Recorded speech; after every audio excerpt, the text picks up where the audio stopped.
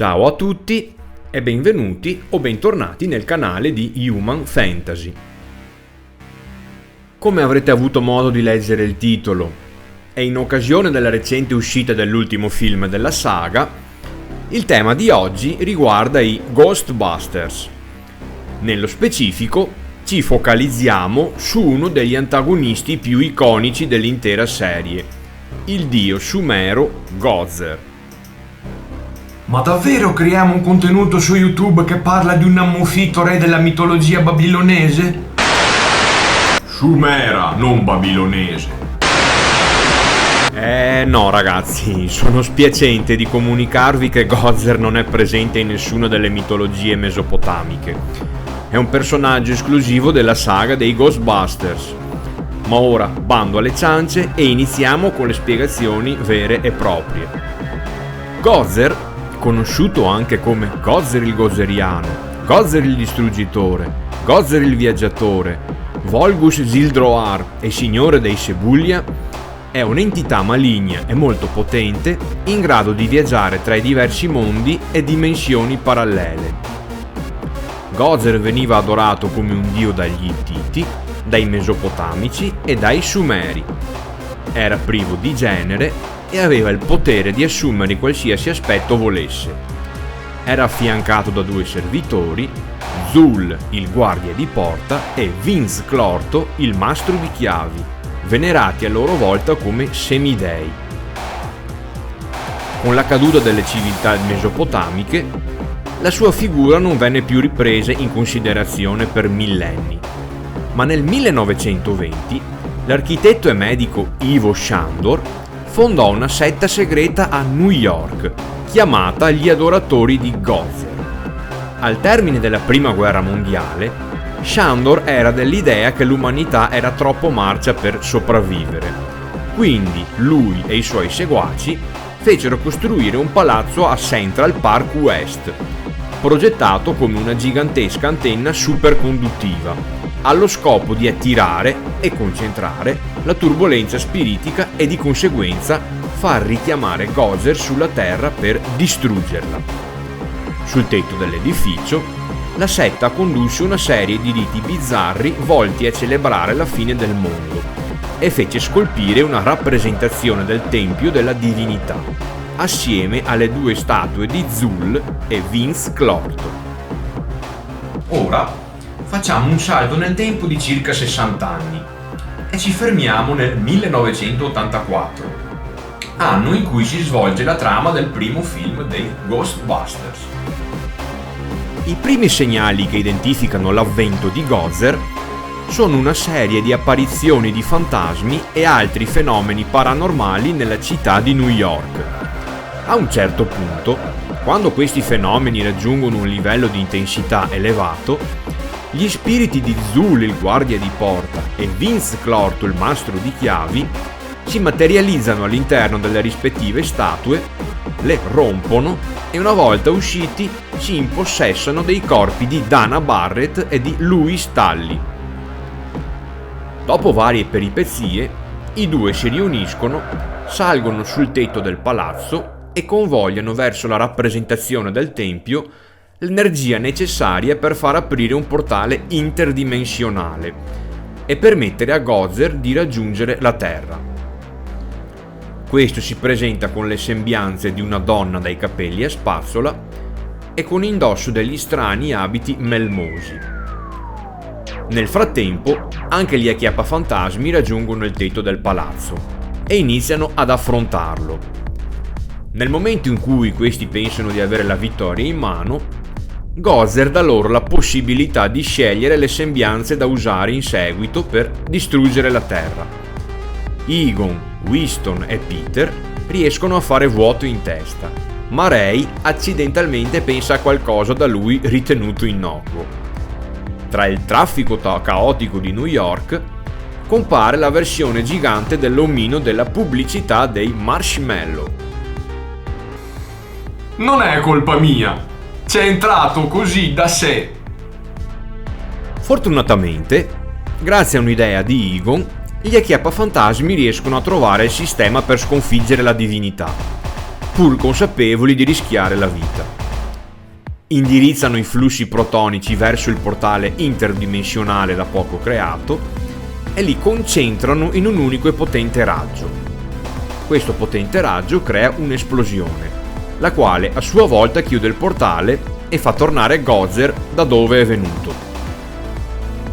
Ora facciamo un altro salto nel tempo e ci spostiamo nel 2021, anno in cui si svolge la trama del terzo film dei Ghostbusters, ovvero Ghostbusters Legacy. Si scopre che qualche anno prima Egon Spengler, non del tutto convinto che i problemi con Gozer siano terminati, iniziò a indagare. Si trasferì a Somerville e venne a sapere che Ivo Shandor al suo tempo era a capo di una compagnia mineraria della zona e aveva fatto costruire un secondo tempio all'interno della miniera, nascondendolo nelle profondità di una fossa. Per prevenire un eventuale ritorno di Gozer, Egon montò 4 cannoni protonici ai margini della fossa, collegati a loro volta a un dispositivo PKE. Nel caso in cui fosse stato rilevato un picco di energia psicocinetica, il dispositivo PKE avrebbe fatto scattare i 4 cannoni. Il flusso di ogni cannone si sarebbe incrociato con gli altri 3, generando un unico potente raggio che avrebbe colpito il tempio e bloccato il passaggio. Purtroppo questa precauzione non è sufficiente a scongiurare la minaccia, perché fanno il loro ritorno anche Zuul e Vince Clorto. Egon allora costruisce un enorme sistema di trappole intorno alla sua fattoria e riesce a catturare Vince Clorto, ma viene ucciso da Zuul. Nei giorni successivi, Phoebe, la nipote di Egon, trova la trappola che il nonno aveva nascosto sotto le assi del pavimento della fattoria, poco prima di venire ucciso, e ignara del pericolo libera Vince Clorto. A questo punto, entrambi i servitori di Gozer sono liberi e, come era accaduto nel 1984, si mettono alla ricerca dei 2 corpi in cui entrare. Vince Clorto si impossessa di Gary Gruberson, l'insegnante di scienze di Phoebe, mentre Zuul si impossessa di Kali, sua madre.